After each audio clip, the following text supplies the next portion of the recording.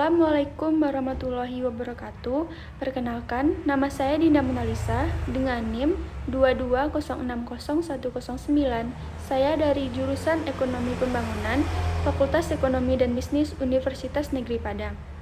Di sini, kali ini saya akan mempresentasikan tugas dari mata kuliah saya, yaitu Statistika Lanjutan, yang diampu oleh Bapak Dr. Alphonse Satrianto, SEME.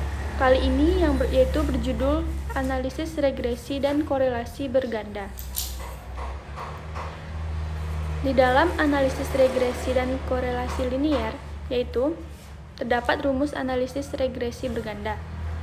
Bentuk persamaan regresi dengan dua variabel independen, yaitu Y sama dengan A ditambah B1 X1 ditambah B2 X2.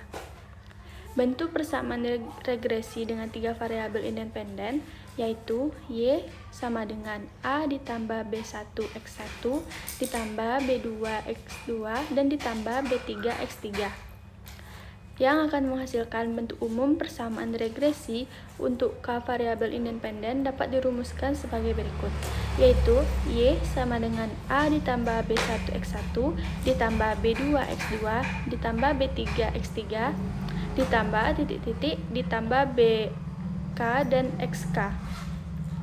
Persamaan untuk mendapatkan koefisien regresi menggunakan prinsip metode ordinary, yaitu OLS atau ordinary least square adalah meminimumkan jumlah kuadrat deviasi di sekitar garis regresi. Nilai koefisien regresi A, B1 dan B2 dapat dipecahkan secara simultan dari tiga persamaan berikut. Yang pertama, sigma Y sama dengan NA ditambah B1 sigma X1 ditambah B2 sigma X2. Rumus yang kedua, sigma X1Y sama dengan A sigma X1 ditambah B1 sigma X1 pangkat 2 ditambah B2 sigma X1 sigma X2. Yaitu yang ketiga, sigma X2Y sama dengan A sigma X2 ditambah B1 sigma X1 sigma X2 ditambah B2 sigma X2 pangkat 2.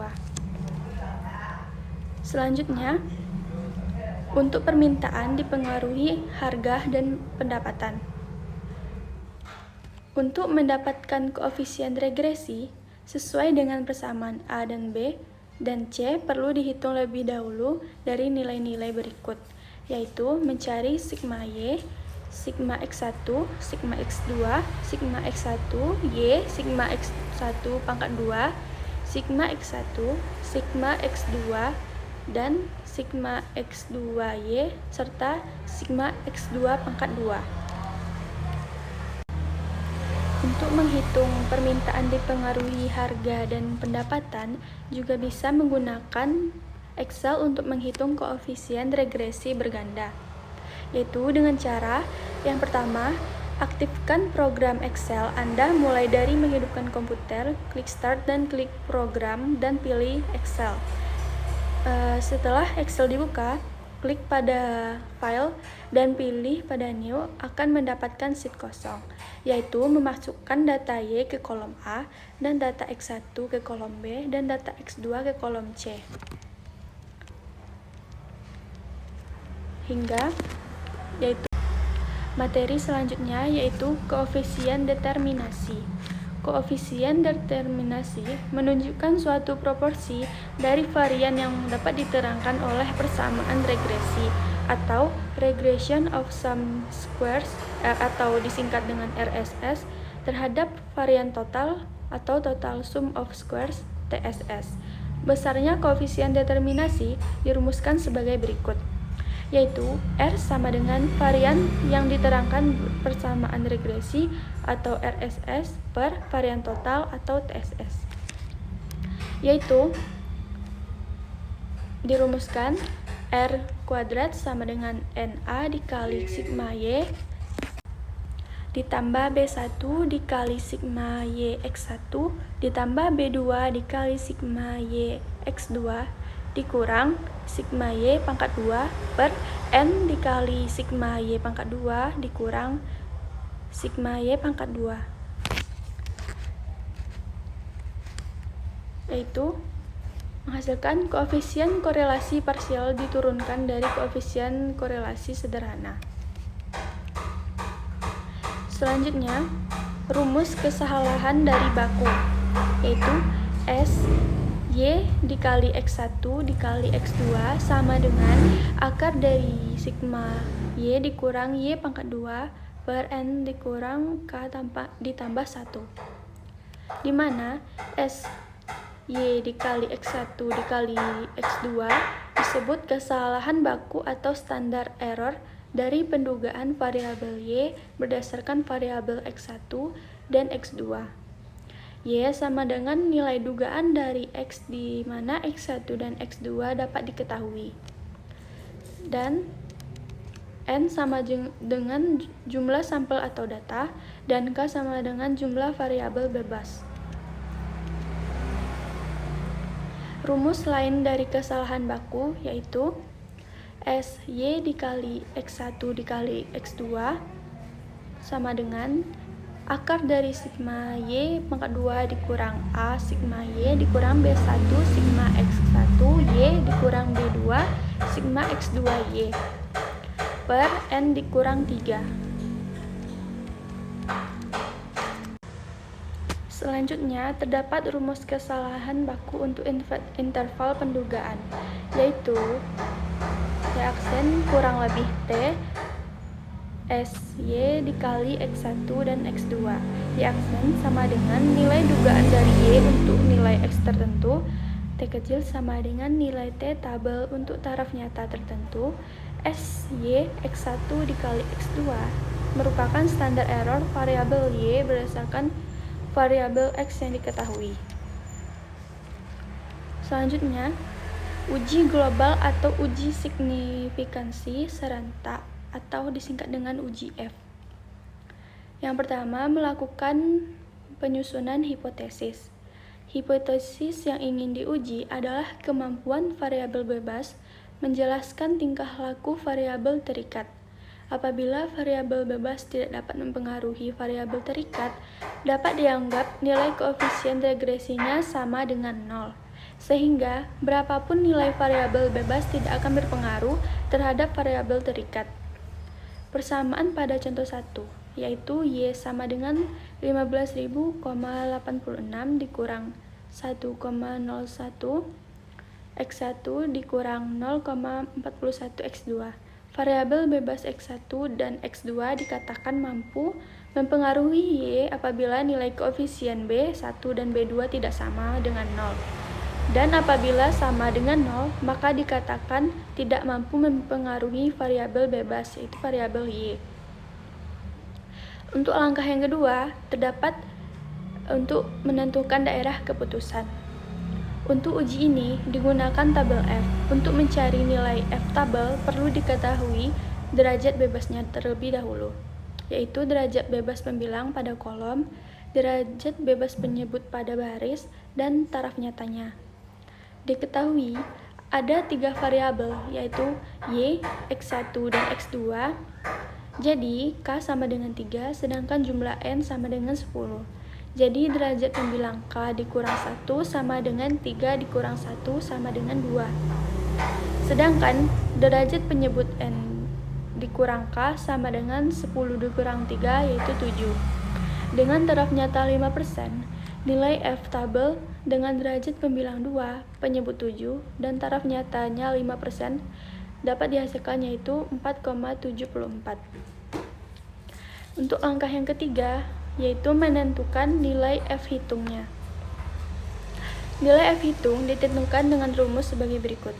F sama dengan R pangkat 2 per K dikurang 1 per 1 dikurang R per N dikurang 3. Dari soal tadi diketahui bahwa R pangkat 2 sama dengan 0,933 dan N sama dengan 10, sehingga dihasilkan nilai F hitung adalah sebagai berikut. F sama dengan 0,933 dibagi 3 dikurang 1 per 1 dikurang 0,933 dibagi 10 dikurang 3, yaitu menghasilkan 0,4665 per 0,0096, yaitu menghasilkan nilai 48.073.881. Selanjutnya, langkah yang keempat, menentukan daerah keputusan, yaitu daerah sebelah kanan diterima H1 dan di tengah terima H0. Langkah selanjutnya memutuskan hipotesis. Nilai F hitung besar dari F tabel dan berada di daerah terima H1. Ini menunjukkan bahwa terdapat cukup bukti untuk menolak H0 dan menerima H1. Kesimpulan dari diterimanya H1 adalah nilai koefisien regresi tidak sama dengan 0. Dengan demikian, variabel bebas dapat menerangkan variabel terikat, atau dengan kata lain, variabel bebas yaitu X1 dan X2 pengaruhnya secara bersama-sama nyata terhadap variabel terikatnya yaitu X. Lalu, untuk nilainya dilakukan dengan penggunaan Excel untuk uji signifikan serentak atau uji F.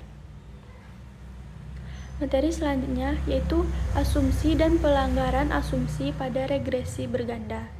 Beberapa asumsi dalam regresi berganda yaitu: yang pertama, variabel terikat dan variabel bebas memiliki hubungan yang linear atau hubungan garis lurus. Jadi, hubungan Y dan X harus linear. Bagaimana kalau tidak linear? Untuk masalah ini akan dibahas pada bab 17, namun untuk persamaan yang tidak linear, maka datanya ditransformasi terlebih dahulu menjadi linear dan biasanya data dilogkan terlebih dahulu sehingga menjadi linear. Yang kedua, variabel terikat haruslah variabel bersifat kontinu dan paling tidak berskala selang. Variabel kontinu ini adalah variabel yang dapat menempati pada semua titik dan biasanya merupakan data dari proses pengukuran. Yang ketiga, nilai keragaman atau residu, yaitu selisih antara data pengamatan dan data dugaan. Hasil regresi Y dikurangi Y aksen harus sama untuk semua nilai Y. Asumsi ini menyatakan bahwa nilai residu bersifat konstan untuk semua data Y, yaitu Y dikurangi Y absen sama dengan 0. Asumsi ini memperlihatkan kondisi homoskedastisitas, yaitu di mana nilai residu Y dikurangi Y aksen yang sama untuk semua nilai, yaitu menyebar normal dan mempunyai rata-rata 0. Yang keempat, pengamatan untuk variabel terikat dari satu pengamatan ke pengamatan lainnya harus bebas atau tidak bersifat korelasi. Hal ini penting untuk data yang bersifat deret berkala. Pelanggaran asumsi multikolinier terdapat juga antar variabel bebas ada korelasi. Beberapa teknik untuk mengenali multikoliniaritas yaitu: A. Variabel bebas secara bersama-sama pengaruhnya nyata atau uji F-nya nyata, namun ternyata setiap variabel bebasnya secara parsial pengaruhnya tidak nyata atau uji T-nya tidak nyata. B. Nilai koefisien determinasi R kuadrat sangat besar, namun ternyata variabel bebasnya berpengaruh tidak nyata atau uji T-nya tidak nyata.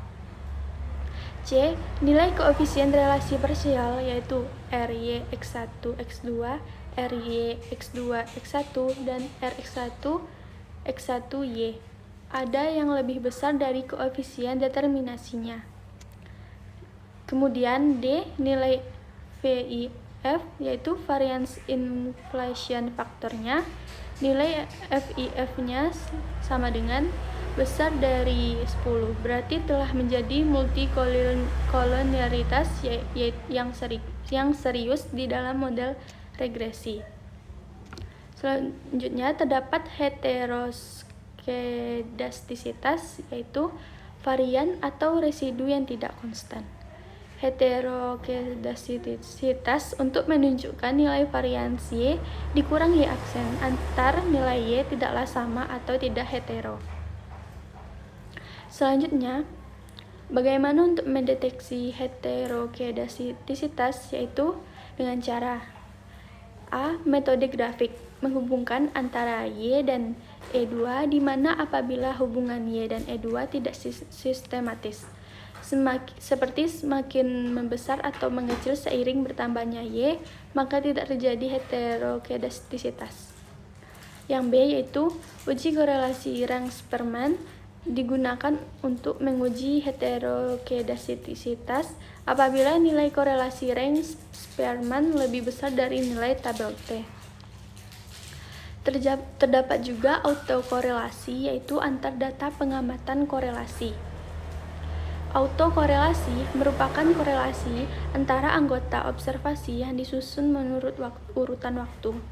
Ada beberapa penyebab autokorelasi, yaitu yang pertama, kelembaban. Kelembaban biasanya terjadi dalam fenomena ekonomi di mana sesuatu akan mempengaruhi sesuatu mengikuti siklus bisnis atau saling berkaitan. B. Terjadi bias dalam spesifikasi, yaitu ada beberapa variabel yang tidak termasuk dalam model. Dan C. Bentuk fungsi yang dipergunakan tidak tepat, seperti semestinya bentuk non-linear digunakan linear atau sebaliknya. Selanjutnya, hasil perhitungan dengan komputer bisa digunakan dengan Excel atau SPSS. Selanjutnya, materi harga saham perbankan. Misalkan, terdapat persamaan Y sama dengan negatif 2,928 ditambah 0,017 X1 ditambah 0,4 X2. Menyatakan bahwa apabila aset X1 meningkat 1 miliar rupiah, maka keuntungan Y meningkat 0,017 miliar rupiah. Dengan demikian, return on asset di perbankan dapat diperkirakan 1,7% dan hal ini sudah sesuai dengan data ROA seluruh perbankan, yaitu dihasilkannya 1,32% pada tahun 2013. Apabila harga saham X2 naik Rp1, maka keuntungan perusahaan meningkat 0,4 miliar. Nilai R kuadratnya yaitu sama dengan 0,946. Ini menunjukkan kemampuan variabel aset dan harga saham menjelaskan perilaku keuntungan perusahaan sebesar 96,5% dan sisanya atau residunya sebesar 3,5%.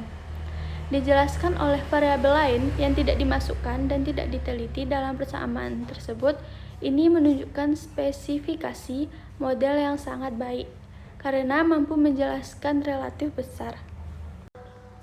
Dari materi yang sudah dijelaskan, dapat diambil kesimpulan, yaitu regresi berganda digunakan untuk mengetahui arah dan besar pengaruh dari variabel bebas yang jumlahnya lebih dari satu terhadap variabel berikutnya. Banyak peristiwa di dalam kehidupan sosial ekonomi yang menunjukkan bahwa suatu variabel terikat dipengaruhi oleh banyak variabel. Dan analisis regresi berganda didasarkan pada asumsi-asumsi, dan terdapat bentuk umum dari persamaan regresi berganda. Lalu, koefisien determinasi menunjukkan suatu proporsi dari varian yang dapat diterangkan oleh persamaan terhadap varian total. Lalu, koefisien korelasi parsial dalam regresi berganda digunakan untuk melihat besarnya hubungan antara dua variabel yang bebas dengan variabel lainnya. Terdapat juga kesalahan baku dalam regresi berganda adalah suatu ukuran untuk melihat ketepatan antara nilai dugaan Y aksen dengan nilai Y sebenarnya. Lalu dapat dilakukan pengujian hipotesis dan mencari regresi agar bias dan efisien. Itulah materi yang dapat saya jelaskan. Apabila terdapat kesalahannya, saya mohon maaf. Wassalamualaikum warahmatullahi wabarakatuh.